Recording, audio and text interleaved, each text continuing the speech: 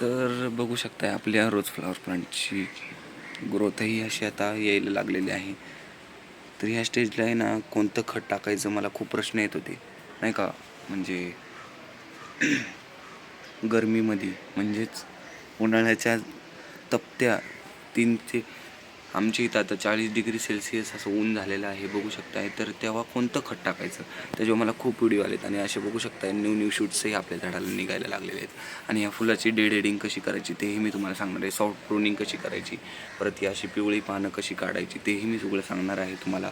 हे मेलेले असं झाड जे काठीसारखं आहे त्यालाही जिवंत कसं करायचं सगळं मी तुम्हाला या व्हिडिओच्या माध्यमातून सांगणार आहे. तर कुठेही तुम्ही स्किप करू नका व्हिडिओ. आणि थोडा जरी व्हिडिओ आवडल्यास नक्की लाईक शेअर सबस्क्राईब करायला विसरू नका. आणि जे कोण नवीन असतील त्यांनीही आपल्या चॅनलला सबस्क्राईब करायला विसरू नका. सक्षम गार्डनिंग ब्लॉग हे आपल्या पेजचं नाव आहे. तर नक्कीच आपण सगळेजण सबस्क्राईब करा.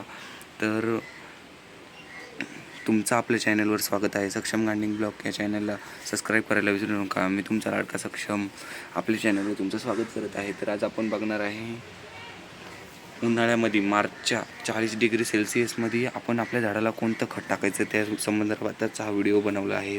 तर सर्वप्रथम आहे ना आपण आपल्या झाडाची अशी गुडाई जी आहे ना ही अशी गुडाई करून घ्यायची आहे आपल्या झाडाची सगळी अशी.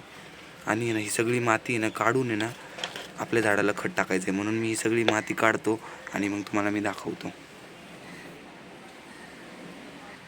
हे बघू शकताय अर्धी माती मी सगळी काढून घेतलेली आहे. हे आपण प्लांटमध्ये बघू शकताय जिथपर्यंत मुळ्यात दिसत आहे तिथपर्यंत अशी माती मी काढून घेतलेली आहे सगळीकडची. आणि माती काढताना विशेष तुम्हाला बघायचं आहे सुकलेली माती पाहिजे पूर्णपणे आपली. हे बघू शकता अशी ड्राय माती पाहिजे. बघू शकता हाताला लागणार नाही अशी. तर आता ही माती आपण काढून घेतलेली आहे ना ह्यातलं जेवढं पण आहे ना सगळं ही अशी पानं जी आहेत ना ही सगळी मी आहे ना अशी बाजूला काढून ठेवलेली आहेत. तरी माती ना चांगली आहे सगळी.